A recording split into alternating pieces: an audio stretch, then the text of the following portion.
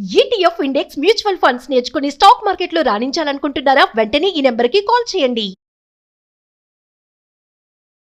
నమస్తే, welcome back to Suman TV. Present మనతో పాటు ఉన్నారు business analyst doctor Nandi Rameshwar Rao గారు.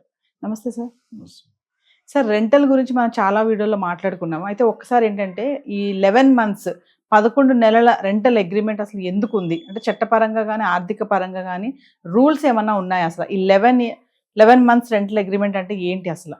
అది ఆన్సర్ చేసే ముందు అసలు రెంటల్ అగ్రిమెంట్లో ఏ ఉండాలో మాట్లాడుకున్నాం. దాని తర్వాత దాని రీజన్ చెప్తాను.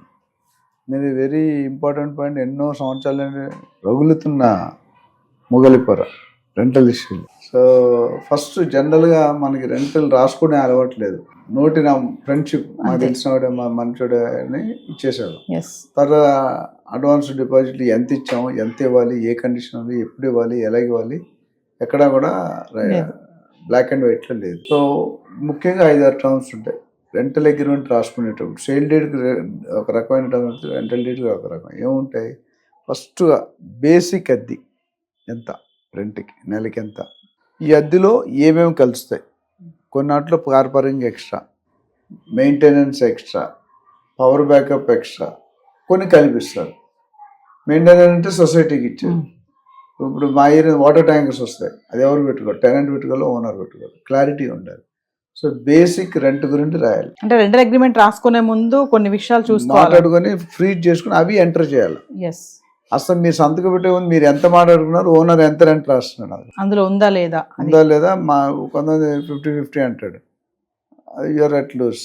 సో మీరు ఇచ్చినంత రెంట్ అక్కడ రిఫ్లెక్ట్ అవుతుందా లేదా ఒకటి. రెండోది ఈ రెంట్లో ఏమేమి వస్తున్నాయని ఒకటి. తర్వాత సెక్యూరిటీ డిపాజిట్. మన సెంట్రల్ గవర్నమెంట్ కూడా 2 నెలల కంటే ఎక్కువ తీసుకోకూడదు అనేది మనం లాస్ట్ వీడియోలో చేసినాం. సో జనరల్గా రెసిడెన్షియల్ 2 మంత్స్, కమర్షియల్కి 6 మంత్స్. అది రాయాలి. ఎందుకంటే రిజిస్ట్రేషన్ చేసేటప్పుడు దాని మీద కూడా క్యాల్కులేట్ అవుతుంది. మూడోది నోటీస్ పీరియడ్ ఎంత, ఎన్ని నెలలు. జనరల్గా 2-3 మంత్స్ ఉంది. దాంట్లో ఎక్కువ వాల్యూ అయితే 3, మామూలుగా తక్కువ అంటే 2 మంత్స్.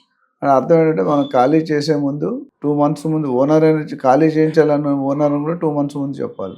తర్వాత టెనెంట్ కూడా ఖాళీ చేస్తారు 2 నెలల ముందు చెప్పి, 2 పక్కల.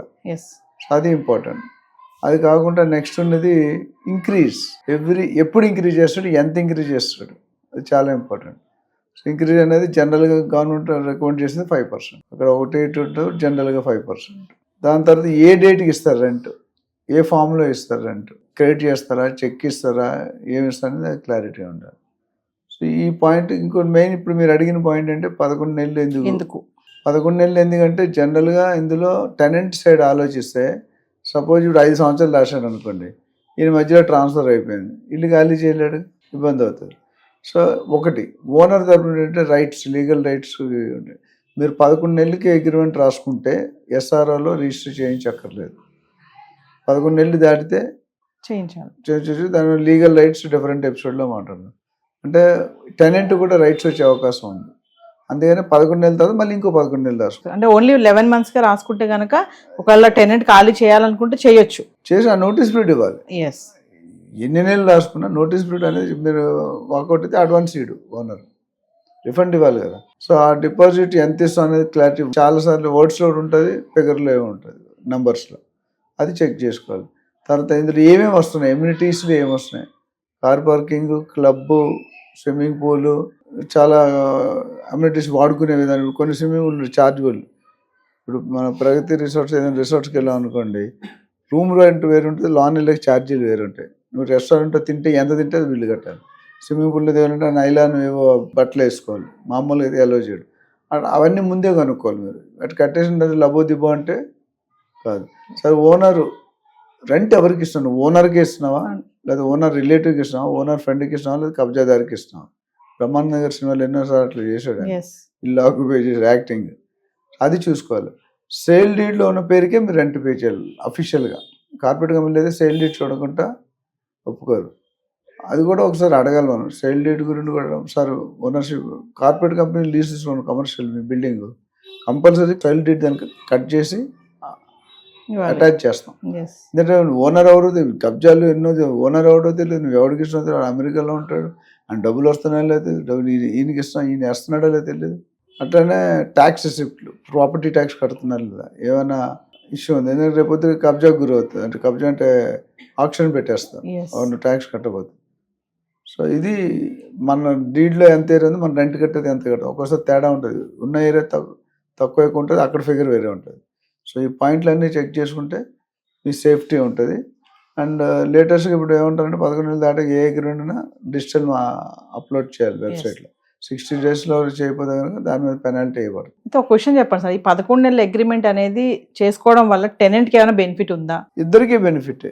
ఏం మాట్లాడుకున్నారు, ఏం రాసుకున్నారు అంటే, ఇప్పుడు నేను 2 నెలలు అడ్వాన్స్ ఇచ్చాను, ఆయన నెల రోజులు ఇచ్చామంటాడు, రాసుకోతే దమాయించవచ్చు కదా. వెళ్ళేవాడితే మనకి ఎందుకు, ఇప్పుడు కంపెనీలో బయటకు వెళ్తాడు పెద్ద వాల్యూ ఇవ్వరు. మనం పనిచేసిన మన the moment you are resign, నీ పవర్ ఆటోమేటిక్ నెక్స్ట్ మినిట్ పడిపోతుంది. అఫీషియల్గా నోటీస్ అది డమ్మీ టైం, నీ మాట ఎవడు విండు, ఆవిడ కూడా చెప్పడు పని. సో స్లోగా డిస్కనెక్ట్ అయిపోతాం. సో 11 నెలలు అనేది టెనెంట్కి ఎక్కువ బెనిఫిట్, ఎందుకంటే వాడు వెళ్ళిపోవాలని తర్వాత ఇంకో పీరియడ్ లాక్ ఇన్ పీరియడ్ అని మాట్లాడదు. లాక్ ఇన్ పీరియడ్ అంటే రెండు పక్కల లాక్ చేస్తాను. లాక్ చేయడం అంటే ఇన్ని సంవత్సరాలు నేను ఉంటాను, ఇన్ని సంవత్సరాలు నేను కదలను. సపోజ్ 2 సంవత్సరాలు రాసుకున్నారు, 2 సంవత్సరాల తర్వాత నేను ట్రాన్స్ఫర్ అయిపోయింది టెనెంట్కి. అప్పుడు వెళ్ళిపోమంటే ఎలా వెళ్ళిపోతాడు, రోడ్డు మీద ఉంటాడు కదా. సో మినిమం ఏదైతే బ్యాలెన్స్ ఈ 6 నెలలు ఉందో 6 నెలలు ప్లస్ నోటీస్ పీరియడ్ 8 నెలలకి రెంట్ కట్టాలి టెనెంట్. అదే రివర్స్, ఓనర్ కనుక ముందే ఖాళీ, సపోజ్ నీకు 50,000 ఇచ్చాడు, 70,000 ఆఫర్ ఉంది, నీకు ఖాళీ చేయమంటాడు. అప్పుడు ఖాళీ చేయడం ఓనర్ కూడా ఇంత టైం ముందే ఖాళీ చేయమంటే ఓనర్ నోటీస్ పీరియడ్ ఉండాలి. ఇది lock in. Thank you sir.